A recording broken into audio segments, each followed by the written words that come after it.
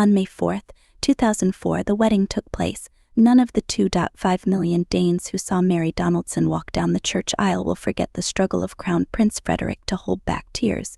Neither did the foreign viewers. "This is better than the Oscars," said an American TV commentator. After the wedding, it was time to roll up the sleeves. Now Mary held the title of Crown Princess and had to find her own special tasks and her place in the royal family. However, her initial patronages, which she took upon herself, soon created a somewhat unsuccessful reputation for her.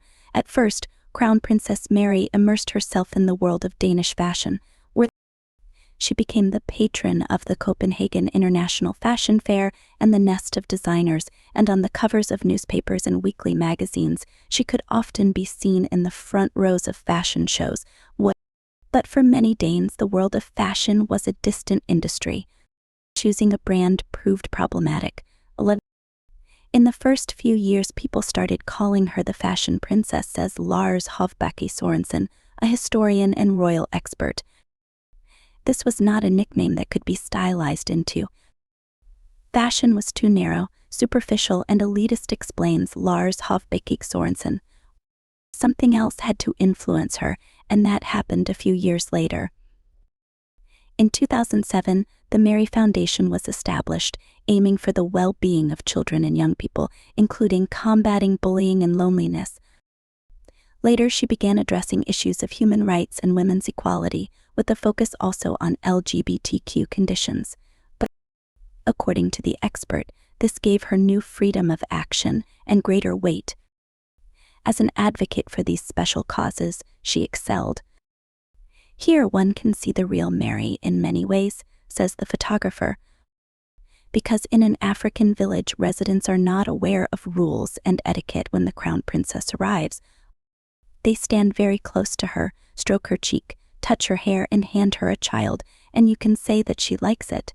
"It's so great," she says. Young women often tell poignant stories, and several times Crown Princess Mary had tears in her eyes or had to interrupt interviews because she was so touched. Mary is the first queen of Denmark born in civil society in many hundreds of years. But scenes like those in Africa indicate that it was an appropriate time for a future bourgeois queen to appear in the Danish royal family, says the expert. Today, the population increasingly expects members of the royal family to show more of their human side behind the facade, he explains.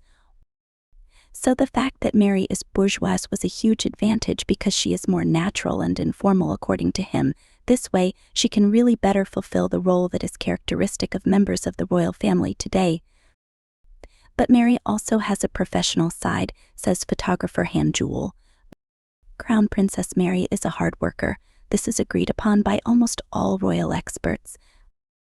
She herself said that she writes almost all of her speeches, thinks about every word, and practices them over and over again, unlike her husband, whose speeches are often written for him.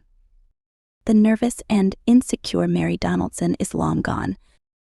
Because when Crown Princess Mary goes to official events, she always makes sure to provide photographers with the best conditions so they can take a good picture and tell the story at home. But photographers often stand before Crown Princess Mary, and if they see a little girl standing ready with flowers or another obvious opportunity to be photographed, they cross their fingers for Mary to see it too. And she never disappoints. She has an eye on every finger. Others may not notice the little girl with the flowers, but she does. Mary is always well informed about photographers. For example, several times she looked into the eyes of the crown princess, and thanks to that, she was able to direct her and the rest of the company elsewhere so she could take good pictures. For example, when Mary was on a trip to Milan, where she was given a chair in which Queen Ingrid sat, she immediately felt that the photographers had one big hope. Then she says, "I think I'll sit here on the chair," because she felt that's what the photographers wanted. She has an eye and a sense of what's good. She is very responsive and very persistent friendly, says Han Jewel. The routine and confidence of Crown Princess Mary could really be felt when she gave a speech at Frederik's 50th birthday celebration in May 2018. In front of guests and Danish television viewers, Crown Princess Mary stepped onto the podium and spoke for the first time in an official capacity in front of her husband.